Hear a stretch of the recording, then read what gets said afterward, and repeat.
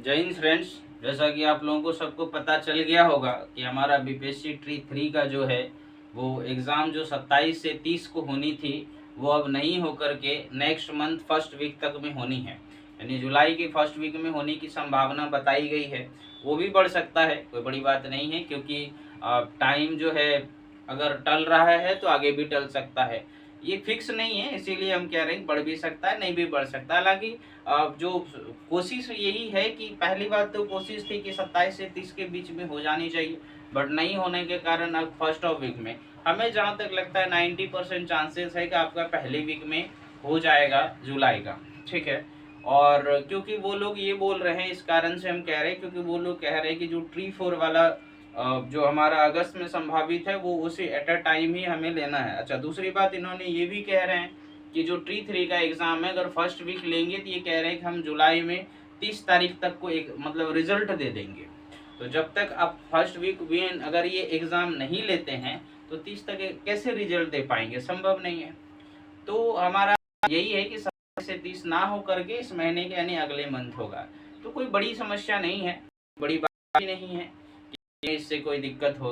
ठीक है, एक आध सप्ताह लेट हो, बट हमारा यही है कि बस पिछले की तरह जो है हम लोगों ने झेले हैं ट्री 3 में जो पेपर लीक की समस्याएं झेलनी पड़ी है वो इस बार ना हो तो ज़्यादा अच्छा है। ये सभी चाहते हैं कि ऐसा मतलब नहीं होना चाहिए बिल्कुल भी, क्योंकि यदि आप पहले ही देख लीजिए, अगर ये री एग्ज़ाम ना होता, ये चीटिंग नहीं होती, कि पेपर कैंसिल नहीं होता, तो हम लोगों में से बहुत सारे लोग ऐसे हैं जो अभी टीचर बन करके स्कूलों में पढ़ाते होंगे, मतलब पढ़ाते, है ना।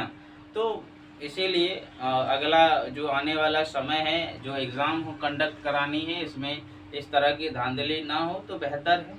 और हमें लगता है कि अब हमें जो है अपनी पढ़ाई इस वजह से तो बिल्कुल अब थोड़ा बहुत डिले नहीं करना चाहिए, अपने आप को उसी मतलब फ्लो में पढ़ना चाहिए जैसे मेहनत करते हैं, क्योंकि समय 4-5 दिन 8 दिन 10 दिन बढ़ने और घटने से कोई फ़र्क नहीं पड़ता है। लेकिन यदि आपका स्टडी में रुकावट इसकी वजह से हो जाता है तो आपका लाइफ में फ़र्क पड़ जाएगा।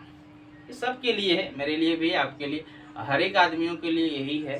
तो हमें कंटिन्यू पढ़ना चाहिए। दोबारा ये है कि अगर जिसकी SCERT NCERT अगर उन्होंने अच्छे से पढ़ लिए हैं तो अब आप टेस्ट लगाइए, है ना, ऑफलाइन या ऑनलाइन, जैसे सुविधा जिसको है वो लगा सकते हैं, ज़्यादा अच्छा है। और दूसरी बात ये है कि यदि जिसकी नहीं हो पाई है तैयारी, वो अब फिर से रिवीजन, उसको टाइम मिल गया है, तो टाइम जो है बढ़िया है, सबको मिल रहा है, पढ़ने के लिए भी समय मिल रहा है।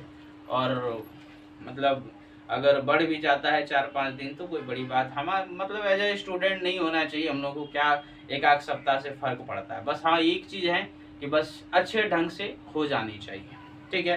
तो आई होप कि आप लोगों को ये बात इन्फॉर्मेशन समझ में आ गया होगा।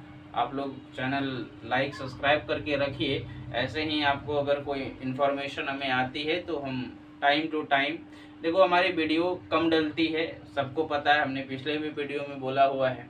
ठीक है, क्योंकि हम इतना नहीं हो पाते हैं कि सोशल मीडिया पे एक्टिव रहें, हमेशा आके बनाएं, इतना नहीं हो पाता है, तो इसलिए ठीक है। लेकिन हाँ, ऑथेंटिक जो जानकारी देने के लिए होता है, जैसे ये लगा हमें तो हमने टाइम निकाला, तो खैर ये तो हम कर ही लेंगे।